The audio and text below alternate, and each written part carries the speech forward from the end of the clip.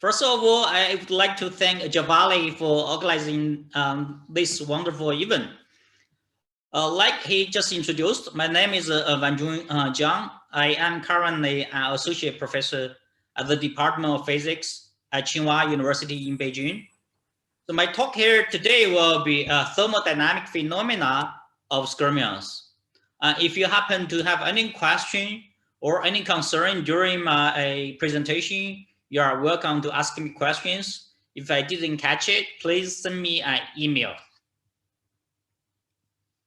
Okay, before I talk about the science stuff, I would like to thank the financial support from Chinese National Science Foundation and the Ministry of Science and Education and Technology of China. And this work is actually done the most part of work I'm going to talk about here today were done by my graduate student, Mr. Lo Zhao, and my postdoc, Jidong Wang, Minhua Guo, and Haiyan Zhou. And this work is also in collaboration with our chair, Professor Javali and Professor Ricardo. I guess everybody in the audience know what is a spin. We know beyond the charge degree of freedom, electron has a spin degree of freedom, which can be either up or down. If we can put spins together in different fashion, we will have macroscopic magnetism. For example, if they are parallel with each other, and we will have a ferromagnetism. If they are anti-parallel with each other, we will have an anti-ferromagnetism. Microscopically, due to the energy minimization, there are nanoscale spin texture. One of the examples I'm giving you here is a blowhole type of domain wall, which exists in the magnetic materials. One of the major trends in spintronics is try to use this domain wall for information processing and transmission. So the famous example is the domain wall restrict memory proposed by Professor Stuart Parkin, and I noticed that he is actually in the audience. So in his prototype device, which was made by the nickel iron nanowire of weight 200 nanometers, if we pass current about 10 power 7 to 8 ampere per centimeter square, the conduction electron spin is going to transfer its angular momentum to the localized domain wall. In order to conserve momentum, domain wall moves. If we can place a GMR sensor underneath the domain wall, the presence and absence of domain wall can be encoded as logic 1 and 0 for information encoding. In 2013, the Nobel laureate Professor Albert Fur, he proposed, similarly, we can use magnetic skyrmion as the information carrier for information processing and encoding. The advantages of skyrmion-based restrict memory are fourfold. First, it is non-volatile due to the topologic protection. And second, we are using a different approach, which is the spin orbital torque for manipulating magnetic skyrmions. And third, skyrmions can be ultra small. For example, the size of skyrmion can be down to 0.5 to 5 nanometers. And these materials are existing in thin film version, and they are CMOS compatible. So the material system we are working on is the Néel type of skyrmion that are existing in the magnetic multilayer. In magnetic multilayer, if we can make it invariantly a symmetric magnetic multilayer, such as heavy metal, ferromagnet, and capped with the insulator, so automatically ultra-thin ferromagnet faces two different interfaces. One is the insulator and the other one is heavy metal with strong spin orbital interaction. And this strong spin orbital interaction together with the invariant symmetry breaking will give us a non-collinear Tsayalosinski-Moria interaction. And this non-collinear Tsayalosinski-Moria interaction in the presence of the Zeeman energy together with the Heisenberg exchange interaction can give us this Néel type of skyrmions. And these Néel type of skyrmions have been extensively observed in the platinum, cobalt, boron, MgO, and the iridium, iron, palladium trilayer, as well as the tantalum, cobalt, boron, tantalum oxide trilayers. And I will argue the magnetic skyrmion in multilayer are more promising in terms of the technological applications. First, the skyrmions in those multilayers are existing at room temperature, and the size of which can be down to a few nanometers. And we are using spin orbit torque as a local driving mechanism. And since the thin films can be massively produced by ultra-high magnetron sputtering system, and this is really technologically compatible. And another unique advantage I forgot to mention is the heavy metal. Instead of beyond providing the Taylor-Sensky-Moria interaction, the heavy metal also hosts a spin Hall effect, which can be used to efficiently electrically manipulate magnetic skyrmions. On this very exciting topic, we have been making continuous progress. For example, during my postdoc work, working together with Axel Hoffman, we demonstrate if we can fabricate a geometrically constricted device with a narrow leg. So using our polar microscope, we can visualize the conversion from band domain into isolated skyrmions. And these experiments are done at room temperature in a tantalum cobalt iron boron tantalum oxide in tri-layer, and it is done at 7 × 10⁴ ampere per centimeter square current density, and with a perpendicular magnetic field about 5 Gauss. Since I mentioned skyrmion is a topological quasi-particle and followed by these topological properties, we also observed a novel type of Hall effect, which is the skyrmion Hall effect, which suggests the topological charge in a sense is equivalent to the electronic charge. Followed by the electrical manipulation, what I am going to talk about here is the thermodynamic phenomena of skyrmions.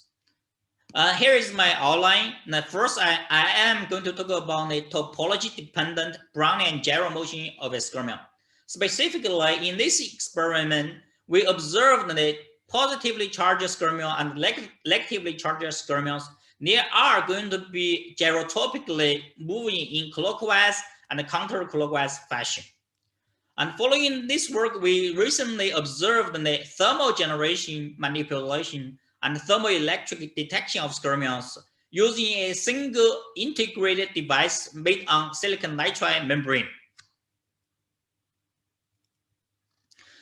Brownian motion is probably one of the most well-known thermodynamic phenomena. For example, if we immerse particle into liquid by using a video microscope, we can track the trajectory of each individual particle. If we track the trajectory, we can see the trajectory is randomly moving, and this stochastic trajectory is can be characterized with a linear temperature dependence. In fact, at 1905, Einstein published 5 milestone papers, and one of which is really the Brownian motion. In his theory, he predicted the diffusion coefficient of a Brownian particle is linearly proportional to the temperature. So the question for us is really to see if the linear diffusion temperature coefficient is working for the Brownian for the magnetic skyrmion. And the second question is whether the topological properties of skyrmion plays any role during the Brownian motion. And keep those two questions in mind, we started the topology-dependent Brownian gyromotion. For the topology-dependent skyrmion dynamics, we know we have already mentioned the skyrmion has a skyrmion Hall effect. If we place opposite current and opposite magnetic field, we can see the opposite skyrmion accumulation either on the lower side and upper side of the device. The Brownian motion of skyrmion is now new. An early work done by Andrew Thawil and Matthias Chloe, they already observed the Brownian motion of skyrmions, but the topology-dependent properties is still missing. So keep those two questions in mind. We use the tantalum cobalt iron boron tantalum oxide tri-layer with an interfacial DMI of strength about 0.1 millijoule per meter square. That we also fabricated into a circular shaped device to avoid anisotropic confining potential. And through using our temporarily resolved Mocha microscope, we can track the trajectory of each individual skyrmion. And here I'm giving you here is the trajectory of each individual skyrmion, and you can see its trajectory is truly stochastic. Through performing the experiment at different temperature, for example, at 306 Kelvin, skyrmion stays over there with which is barely moving. Following the increased temperature, skyrmions moving out of the tracking potential and starts to moving all over the circular disk. Through plotting the mean squared displacement, we can find in the very wide time range, we can find the MSD, which is the mean squared displacement as a function of time, is a linear range. Through a linear fitting in this time range, we can gain a diffusion coefficient at different temperature. Through plotting diffusion coefficient as a function of temperature, we can see for both positively charged skyrmion and negatively charged skyrmion, there exists no difference in terms of the topology properties. And through plotting the diffusion coefficient as a function of temperature, we can find it is actually nonlinear temperature dependent. And this is truly different with what Einstein predicted about 100 years ago. Through combining Einstein's linear temperature diffusion coefficient together with the Arrhenius law, which we believe this Arrhenius law is coming from the thermal activation of skyrmions from the pinion center together with the thermally induced skyrmion deformation, we can empirically fit the diffusion coefficient as a function of temperature. And specifically, this T0 in the denominator is actually very interesting. You can see its temperature scale is about 305 Kelvin, which is exactly the temperature that required to thermally deactivate, thermally activate skyrmion from the pinion potential. Through performing a micromagnetic simulation in working together with Professor Yan Zhou from Chinese University of Hong Kong at Shenzhen, through his simulation, he found for a positively charged skyrmion, it's moving in a clockwise fashion. For the negatively charged skyrmion, it's actually moving in a counterclockwise fashion, which suggests, at least from a micromagnetic simulation perspective, we should observe a gyromotion of skyrmion. And analytically, by solving the stochastic TH equation, where the first term is a gyrotropic coupling force, G is a gyrotropic coupling vector, and V is the velocity. And second term is the dissipation, and third term is the acceleration. And fourth term is the gyrodamping term. And last term is the stochastic thermal forces produced by a random temperature fluctuation. Specifically, if we look at the G, which is a gyrotropic coupling vector, we can find that it's actually proportional to the topology of skyrmion. If we reverse the sign of magnetic field, that reverse the sign of skyrmion topological properties, the gyrotropic coupling force is actually being reversed. So theoretically, it is this term that produces the opposite gyromotion of skyrmion from being clockwise to counterclockwise. And then experimentally, through defining a skyrmion rotation angle, which is the rotation angle as a function of time, and we can through deriving this equation, we can find the skyrmion rotation, the change of skyrmion rotation angle is proportional to the gyrotropic coupling vector divided by the effective mass of a single skyrmion. Since gyrotropic coupling vector G is proportional to the skyrmion topologic skyrmion number, then by reversing the skyrmion number, the skyrmion rotation angle will be reversed. Through analyzing our experimental data, we can find the change of skyrmion rotation angle is actually opposite. For the electrically charged skyrmion, which is this light blue line, you can find the skyrmion rotation angle is being positive. And for the positively charged skyrmion, which is this red line, we can find the skyrmion rotation angle. The change of skyrmion rotation angle is negative, which is exactly what predicted theoretically.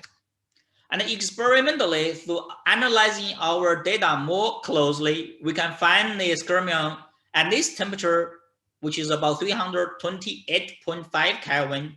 We can find the skyrmion for the positively charged skyrmion is rotating in a clockwise fashion. For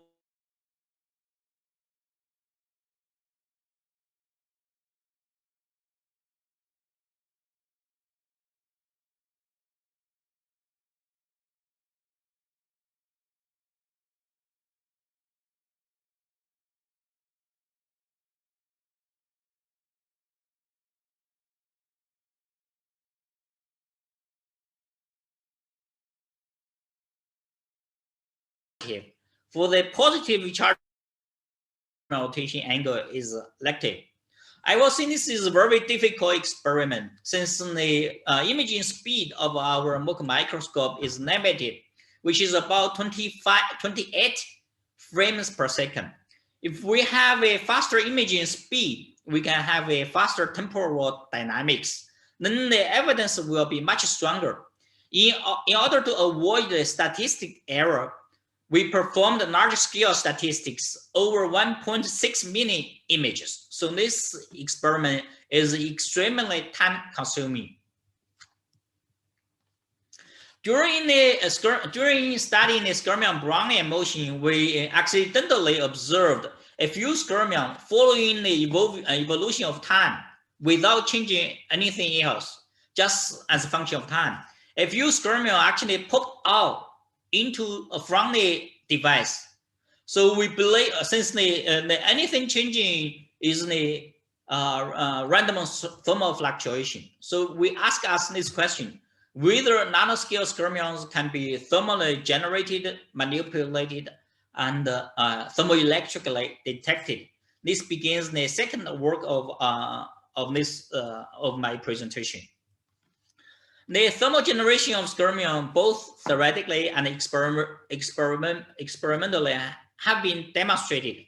For example, through an early theoretic proposal by Professor Nagasa from Tokyo University, and he proposed if we use laser to locally heat the magnetic sample, then laser heating can overcome the energy barrier between skyrmions and stripe domains that can help the system to evolve into densely packed skyrmion devices. And similarly, Professor Matthias Klaue and Jeffrey Beachy from MIT, they proposed through applying current into magnetic multilayer, the current-induced Joule heating together with the current-induced spin orbital torque can generate skyrmions. And independently, through globally heating a platinum, cobalt, tantalum multilayer in a TEM sample chamber, Professor Xixiang Zhang from KAUST, they experimentally observed skyrmions can be thermally generated by global heating. Here is the experimental data. Before we heat the sample, we take a Lorentz TEM image at 300 Kelvin. You can see a few isolated bubbles, stripe domains, and densely packed stripe domains. If we increase the environmental temperature up to 500 Kelvin, 513 Kelvin, you can see the transformation from stripe domains into skyrmions. Here, electric field, you can see similar behavior is actually also happening. And after cooling down from higher temperature down to room temperature, we can see the skyrmion state is remaining over there. So this is the early experimental observations. What we want to do is whether we can thermally generate skyrmions in an integrated on-chip device. Here is the layout of our devices, which is made on top of 100 nanometer thick silicon nitride membrane. And on top, we have a magnetic multilayer, which is a regime between C1 and C2, which was made of tantalum, cobalt, iron, boron, MgO multilayer by repeating 15 times. And this silicon nitride membrane is electrically insulating, but it is a relatively good thermal conductor. So through applying current into this heater, the current is going to create a Joule heating. Then the Joule heating is going to propagate through the silicon nitride membrane. The propagation of heat and its resultant dissipation will give us a temperature gradient on the magnetic multilayer. Then we can, once the temperature arrives at the upper edge of the magnetic multilayer, the temperature can overcome the energy barrier between stripe domains and skyrmions. That can help the system to evolve from stripe domains into isolated skyrmions or densely packed skyrmions. Another reason of using silicon nitride membrane is we're working with magnetic multilayer tantalum, cobalt, boron, Mg by repeating into 15 times. So the size of skyrmion in these multilayers are fairly small. Then we use the X-ray transmission electron microscopy imaging technique to visualize the skyrmions. We also perform the COMSOL simulation to verify the existence of temperature gradient. Through applying a current into heater 1, we can see the temperature profile on the magnetic multilayer. The upper edge is actually higher temperature and lower edge is a lower temperature. That indicates there is a temperature profile or temperature gradient on the magnetic multilayer. Through performing a night scan, which is this crime color, through plotting the evolution of this temperature along this line, you can see the temperature is given here. For the upper edge of the device, the temperature is higher than the lower edge of the device. That indicates there is a temperature gradient on the magnetic multilayer, which is very important. I'm going to go back to this point later. And experimentally, through applying a 100 microsecond voltage pulses about 0.5 volt, we can see through applying a single pulse, there are a few skyrmions emerging from the upper edge, which is the hot side. Through applying a second pulse, we can see the skyrmion, the propagation of skyrmion lattice from the higher upper side towards the lower side, which is from the hot temperature side towards the cold temperature side. And this experiment can be done either at elective magnetic field about minus 200 Gauss or positive magnetic field about positive 200 Gauss, which rules out any possible influence from the current-induced Auster field in generating those skyrmions. I want to bring you back to this image. If you look at this picture more closely, you can see the lattice looks like it's moving from the hot side towards the cold side. But this experiment is really tricky because when we apply a second pulse, the second pulse is going to generate more skyrmions on the upper side. And this newly generated skyrmions is going to interact with the existing skyrmion. So the dipolar repulsive force is going to drive the skyrmions moving from the upper side towards the lower side. So even we see the skyrmion diffusing from hot temperature side towards the lower temperature side, we have no idea what's the driving mechanism behind them. So in order to rule out the skyrmion interaction, we fabricated a modified device with a sharp tape. And this sharp tape is close to the heater, but the area of which is minimized. That means the area of skyrmion generation is minimized. And in this type of device, through applying much smaller voltage pulses into the resistor, and we can generate a small temperature gradient. And this small temperature gradient is going to drive the existing skyrmion, but without generating any new skyrmions. And we can see in this experiment more clearly, the skyrmion is moving from the hot temperature side towards the lower temperature side. And this is truly opposite with the expected magnetic spin transfer torque. That's a key message. Through performing a micromagnetic simulation by using a stochastic LLAG equation, we can mimic what we observed experimentally.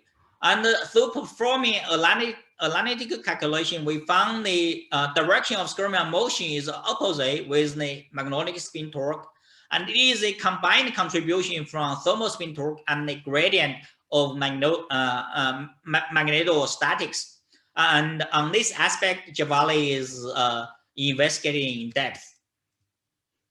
Since there is a accompanied temperature gradient on the magnetic multilayer, this accompanied temperature gradient along the x direction in the presence of perpendicular magnetic field can be used to thermoelectrically to detect the presence of magnetization dynamics by using the anomalous Nesta effect. And here is our experimental data. Through applying different current pulse into the heater, the current pulse is going to create a temperature heating and hence a temperature gradient along the x direction. And that can give us the anomalous Nesta voltage. Through using upper heater or lower heater, we can observe opposite temperature, opposite anomalous Nesta voltage. That tells us what we observed is truly the anomalous Nesta effect. In order to observe the dynamics of thermoelectric voltage from single skyrmion, we'll apply the following protocol. By applying a large current pulses about 6 milliampere into the upper heater, that can be used to generate skyrmions. And then we subsequently reduce the 6 milliampere current into 3 milliampere. This 3 milliampere current can give us a smaller temperature gradient, but the upper side of the device is, the temperature at the upper side of the device is much smaller, that cannot generate new skyrmions. But the existing temperature gradient can be used to thermoelectrically to detect skyrmions. And experimentally, to observe the time evolution of anomalous Nesta voltage, we can see a few discretized steps, and the voltage and the height of which is about 90 nanovolt. And we believe those 90 nanovolt voltage is a sequence of each annihilation of single skyrmion from the main channel. And there are many things you can do with skyrmion, but before I conclude, I want to highlight there are a few open questions. One is the deterministic generation of skyrmions, I mean truly one by one. And another one will be the electric readout of skyrmion by using the tunneling magneto resistance effect. And on this aspect, we are also making efforts. One of the emerging topic is the coupling skyrmions with quantum materials. One of the most intriguing aspect is people propose theoretically, if we couple skyrmion with S-wave superconductor, and at the interface there are Majorana bound state, and this could be one of the solutions for quantum computing. So here is my conclusion. I want to read out and I want to take a few questions. Thank you.